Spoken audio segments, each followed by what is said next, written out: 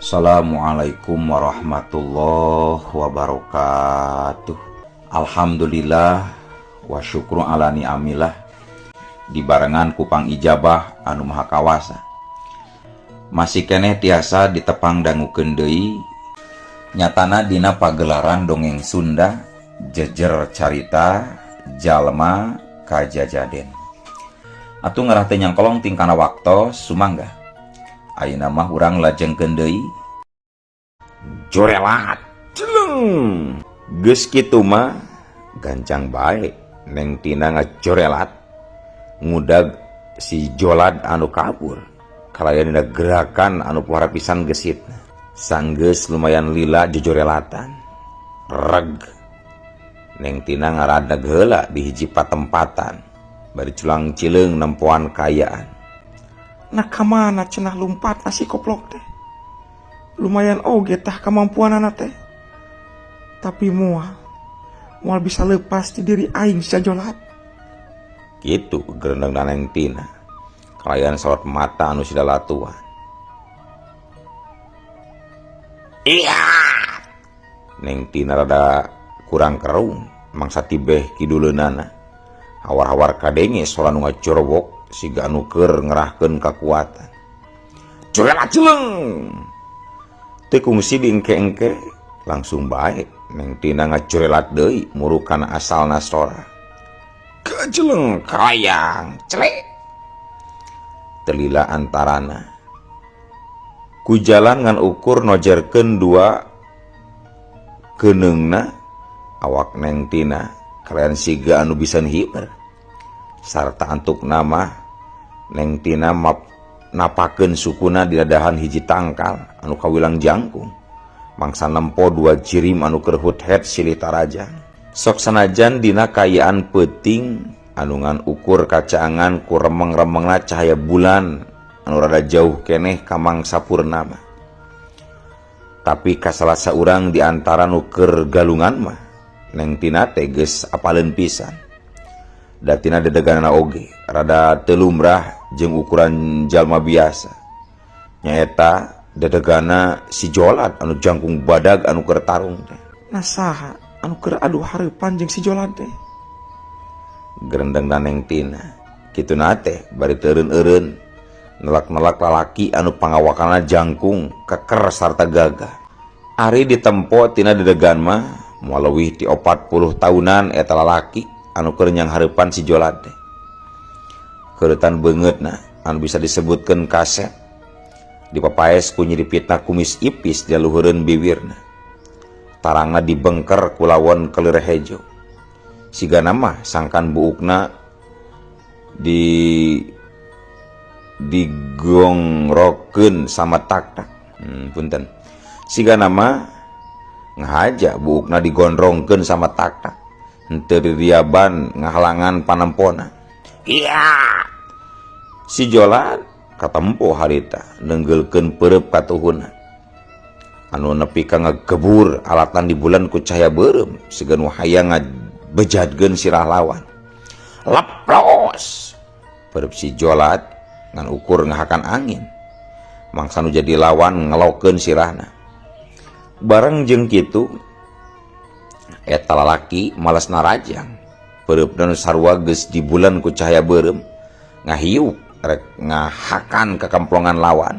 Wut hiut kilek plos. Pada rajang eta lalaki oge antuk namangan ukur ngahakan tempat kosong. Mangsa si Jolad gancang ngagiwar ka belah kenca. Sauk. Meh bareng jeung malikeun deui awakna, si Jolad langsung bae ngayakeun panarajang susulan. Pereupna nepi ka bangbaraan rek ngalah dada lawan. Geus taya kasempetan pikeun ngagiwar sigana mah.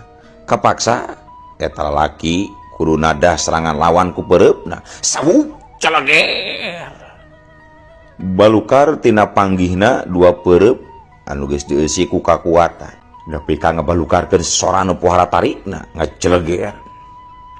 Jarijeg, jarijeg. Si Jolad jeung nu jadi lawana nepi ka kajarijeg sababaraha lengkah ka tukang. Katembong duanana oge rada pating puringis. sarta kekeremengan siga nukeun ngarasakeun kanyeri dina leungeunna masing-masing. Bisa disebutkeun saimbang sakitu mah kakuatan si Jolad jeung eta lalaki anu jadi lawanana teh. Ceuk aing oge mun tong ngalangan deuleu goblok. Si Jolad nyorongot dibarengan ku tunjuk sagala. Pokona mah sia kudu modar sia Jolad. Urusan aing mah jeung sia deuleu goblok. Aya urusan deuleu Jolad. Aing menang parentah pikeun modaran sia. Bungan geus ngancurkeun keluargana Juragan Ramdi sia. Gebeg. Neng Tina nepi ka pohara ngagebegna maksa ngadenge caritaan eta lalaki anu samodel kitu teh. Oh, jadi si Ramdi teh masih kena hirup. Si Jolad nulak cangkeng pohara gagahna. Gera maju deui angguran mah deuleu, lain ngalobakeun bacot sia babal. Si Jolad teu ngomong deui, langsung bae dua leungeunna meta. Cung. Leungeunna anu katuhu diacungkeun ka luhur. Kalayan leungeun kencana nu meber dina hareupeun dada. Gebur. Leungeun katuhu si Jolad beuki ngakebur batan samemehna. Nampo kitu eta lalaki anu jadi lawan si Jolad oge teu cicingkeun. Gancang meta ngawatak ajianana. Gebur. Dumadakan dua leungeun eta lalaki oge nepi ka ngagebur di bulan ku cahaya beureum. Bisa-bisa pae eta jalma teh lamun maksakeun diadu kakuatan mah. Sabab kakuatanana masih keneh aya di sahanapeun si Jolad. Gerendengna Neng Tina anu tayohna mah geus bisa ngukur kana kakuatan dua jalma anu harita keur adu hareupan. Hiya! Kalayan teu kungsi metah heula siga si Jolad jeung anu jadi lawanna. Langsung bae Neng Tina ngerahkeun sabelah leungeunna ka palebas si Jolad. Purinyai pelesat. Dumadakan tina dampa leungeun Neng Tina aya cahaya beureum anu ngabelesat sarta lempeng pisan ngarah kana sasaran. Si Jolad nepi ka pohara ngarenjagna. Aya serangan bongohan model kitu. Gancang si Jolad malikeun awakna rek mapag panarajang Neng Tina anu ngabongo. Ngan hanjaka leuir teuing. Cahaya beureum anu ngabelesat tina dampa leungeun Neng Tina teh kaburu nembrag manten kana awakna. Hus budak. Celeng gedebu. Si Jolad ngagoak dibarengan ku awakna anu nepi ka ngaceleng aya ka dalapan deupana. Sarta antukna ngagedebut ninggang lemah. Kosod kusek cekrel. Sanggeus kokosodan jeung kekerajatan heula sakedeung mah si Jolad langsung palastra sapada harita. Nempo kitu lalaki anu samemehna jadi lawan si Jolad nepi ka pohara ngajenghokna. Sabab mangsa nempo awak si Jolad anu nepi ka rangsak tur langsung geheng oge. Geus bisa dipastikeun yen anu cikeneh narajang ka si Jolad teh kamampuan jeung kakuatanana tangtuna oge jauh leuwih luhung batan dirina. Jeleng kalayang celek. Kalayan dina gerakan anu siga hampang pisan. Neng Tina gancang nyamperkeun eta lalaki anu meh teu ngicep-ngicep neuteup ka dirina. Saha maneh? Eta lalaki nelak-nelak dedegan Neng Tina. Wanohkeun kuring Tina anakna Juragan Ramdi. Anakna Juragan Ramdi? Eta lalaki nepi ka pohara ngajenghokna. Nya, kuring anakna Juragan Ramdi. Di mana ayeuna Juragan Ramdi bapak kuring? Pikeun sakedapan mah eta lalaki ngan ukur bengong. Siga nu masih keneh teu percaya. Di mana ayeuna bapak kuring Juragan Ramdi? Neng Tina rada nyentah. Hayu tuturkeun kuring. Ari memang hayang panggih jeung anu jadi bapak mah hayu. Curela jeleng. Kalayan teu kungsi ngadaguan heula jawaban ti Neng Tina. Sarengsena ngomong kitu teh. Gancang bae eta lalaki ngacorelat ninggalkeun eta tempat. Neng Tina gancang nuturkeun. ninggalkeun si Jolat anu kiwari geus ngababatang jadi buga. Saking ku gancang-gancangna gerakan dua jirim anu pating jorelat teh katembong nepi ka ngalangkang. Lumayan jauh lelampahan anu disorang teh kudu ngaliwatan sabaraha lemburan. Tapi jauh teburung cunduk, anggang teburung datang. Antuk nama Neng Tina jeung eta lalaki ngarandag di hareupeun hiji wangunan imah anu pohara pisan badagna. Waweg deui katempona oge, da bubuhan dijieun tina bata. Sup duarana asup ka tepas imah. Antosan sakedap, cek eta lalaki. Jadi sopan ayeuna mah ngomongna teh. Neng Tina tibang unggeuh. Geus kitu mah gancang bae. Eta lalaki kakatrok kana pantep anu dijieunna tina kai jati. Teu lila antarana katembong aya saurang lalaki anu nyingkapkeun hordeng. Disusul ku ngelolkeun sirahna. Noong kayaan di luar sigana mah. Sanggeus nempo anu keur ngajanteng di tepas imah, gancang bae panto teh dibukakeun. Lalaki anu pangawakanana lintuh anu cikeneh mang mukakeun panto. Rada kurang kerung mangsa ngareret ka Neng Tina teh. Punten pisan, parantos ngawagel Pak. Cek eta lalaki anu nganter Neng Tina teh. Nya, teu nanaon. Ke. Asa wauh ieu wanoja teh. Eta lalaki nelak-nelak ka Neng Tina. Pak Akas. Neng Tina mah siga nu geus wawuheun pisan ka eta lalaki teh. Eta lalaki anu tetela geuning Pak Akas anu ceuk bahasa miri mah kungsi nepungan dirina mangsa menta pitulung pikeun ngabasmi pamilon anu jadi sainganana. Sakadapan mah ngan ukur kurang kerung deui bae. Siga nu keur aya nu diinget-inget. Abdi Tina Pak, cek Neng Tina deui. Oh, Neng Tina. Nya. Inget aya nama inget. Hayu ka jero. Antuk nama paroman beungeut Pak Akas marah mae siga nu bunga. Neng Tina tibang unggeuh. Ieu na Pak.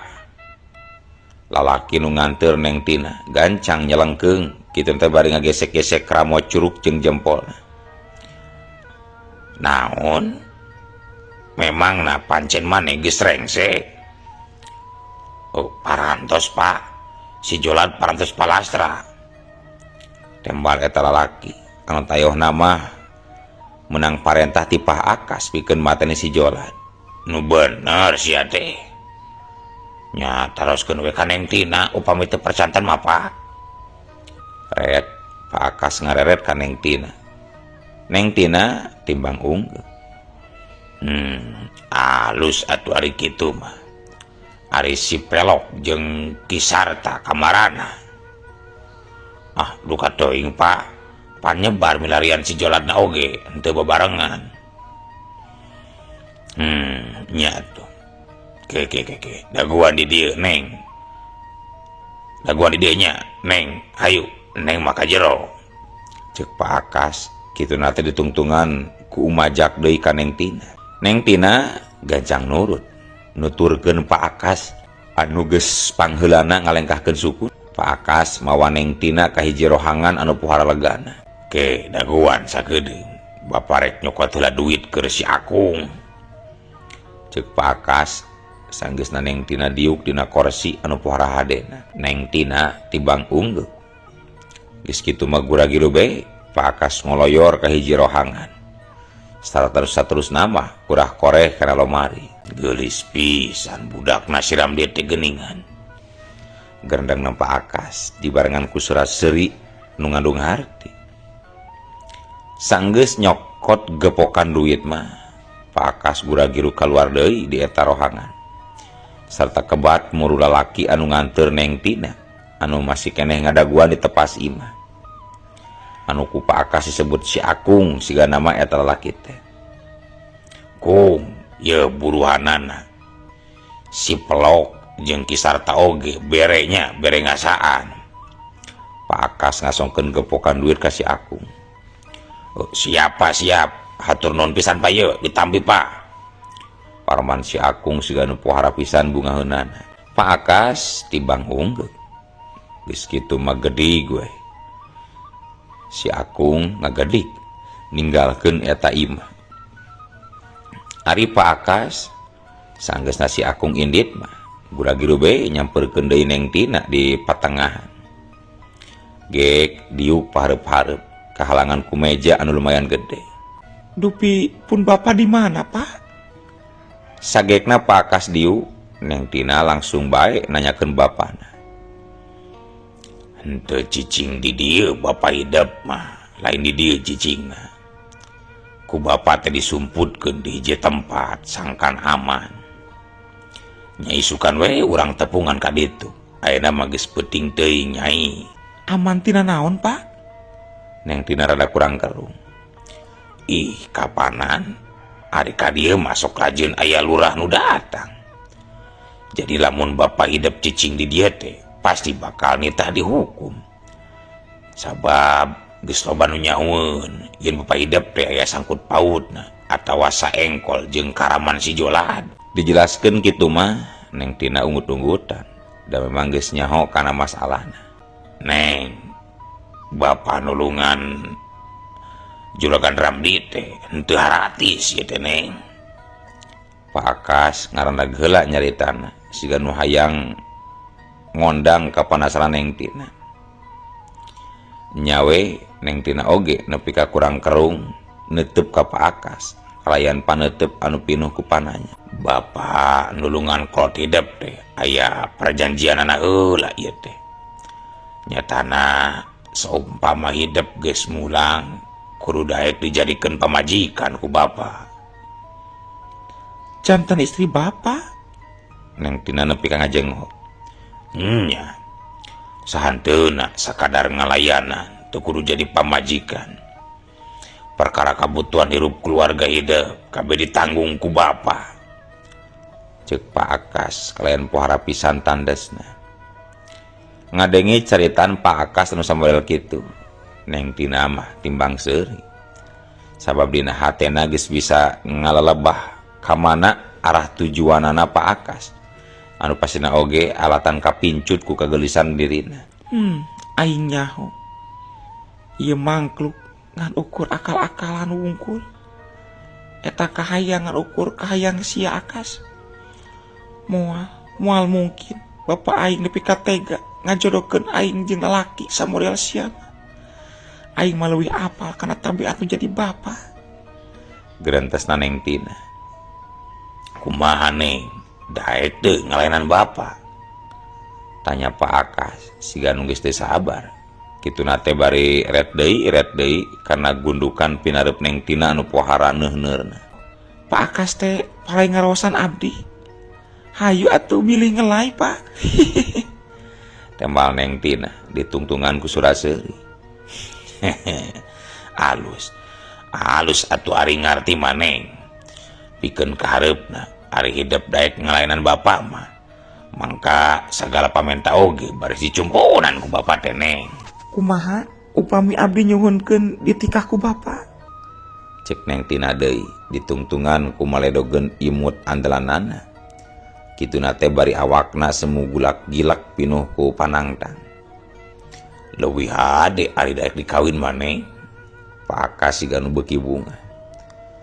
Kumaha upami Tina nyuhunkeun ka bapak kangge nyerahkeun tuang garwa? Dikitukeun ku Neng Tina teh sakedapan mah Pak Akas ngalun hulang-hulang heula. Kumaha Pak? Neng Tina ngadesa. Heug asal Tina daek jadi pamajikan bapak we. Tembal Pak Akas siga anu geus kagok asong. Heug. Bisa dimanfaatkeun ya aki-aki teh ku aing. Gerentesna Neng Tina. Jadi kumaha daek ngalayanan bapak Neng? Pak Akas siga anu geus teu sabar. Mangga upami bapak kerasa nyerahkeun garwa bapak ka abdi mah. Ayeuna keneh oge abdi kerasa ngalayanan bapak. Tembal Neng Tina kalayan pohara pisan tandesna. Mun teu era mah sigana Pak Akas teh geus ajrag-ajragan bakat ku bunga masa ngadenge kasanggupan ti Neng Tina. Tapi pan di dieu mah aya tuang garwa panginten Pak. Cek Neng Tina deui kalayan teu waleh ditungtungan ku Suraseuri. Keur eueuh. Ieu mah imah paranti niiskeun pikir wungkul. Keluarga bapa mah cicingna oge di imah nu leuwih alus atuh Neng. Oh, janten rompok janten rompok abdi atuh jaga menyapa. Saumpami tuang garwa parantos diusir ku bapa mah. Nya atuh keur Neng nya keur saha deui. Hayu geus ngarei bapa mah ieu teh eta pinareup gugupayan wae meuni sumedang sumedal segede-gedang Neng. Hayu Neng. Neng Tina ti bangseuri. Jung Neng Jung kojengkang Pak Akas nangtung laju ngadeukeutan ka Neng Tina. Ragayeng Neng Tina dipangku ku Pak Akas. Sarta saterusna mah dibawa asup ka hiji rohangan. Bro. Neng Tina satengah dibebeutkeun kana empukna kasur. Sakadapan Neng Tina neuteub ka Pak Akas anu ambekanana geus reng hapranjug teu puguh aturan. Katempo gondok lakina turun naik. Kole nyai. Aya nu ngoloy nyai beureum tina panon Neng Tina. Siga kajadian anu geus-geus panon Pak Akas oge jadi pipilueun ngoloy nyai. Ngoloy nyai beureum siga anu katepaan. Nye. Neng Tina seuri maledogeun imut andalanana. Pak Akas siga anu geus teu sabar, gura-giru ngalaanan pakaian Neng Tina. Gabrug. Kalayan ambekan anu engos-engosan, gancang Pak Akas ngarontok ka Neng Tina. Sarta nu saterusna mah diledotan, digalentoran kalayan siga nu nafsu pisan. Pakaian Neng Tina kabeh dirangsadan. Pak Akas meh teu ngicep-ngicep. Mangsa nempo endahna lukak lekuk jeung lupat lepit anu aya dina awak eta wanoja. Anu harita keur didekeman ku dirina. Hegakna ambekan Pak Akas beuki lila beuki rosa enggoning balayar di sagara kanikmatan. Sakabeh jurus dikerahkeun. Jurus gebreg glimus, jurus ajul gedang, jurus entep seureuh, jurus repet nilem, malahan jurus helikopter oge digunakeun. Nepi ka lila tur betah Pak Akas ngagulang gaper Neng Tina. Malahan nepi ka kadenge sora hayam bikang kot-kotak. Bet betot. Bet. Ditempelan ku hayam jago. Kakarak cus. Henteu lila kadenge soang ngaliwat pipireun imah. Sok. Sedengkeun di luareun eta rohangan tina pantau kamar anu rada melenge. Neng Tina unggut-unggutan bari Suraseuri nempokeun Pak Akas anu keur tetojer enggoning ngumbar birahina jeung guguling anu geus henteu dibungkus ku sarungna. Sing horeng tetenjuan Pak Akas eta guguling teh badan Neng Tina, sedangkeun ari Neng Tina nama masih kena diuk dilawak, masih kena diuk ditepas bari nempokeun kalakuan Pak Akas. Tapi dina kayan keur kitu ieu dongeng teh urang cekapkeun heula we dugi ka dieu. Insyaallah anjing pageto baris dilajeng deui. Atuh ku kitu ku kieuna mamang saja amit mungkur amit mundur di payunan para wargi sadayana. Hayu Assalamualaikum warahmatullahi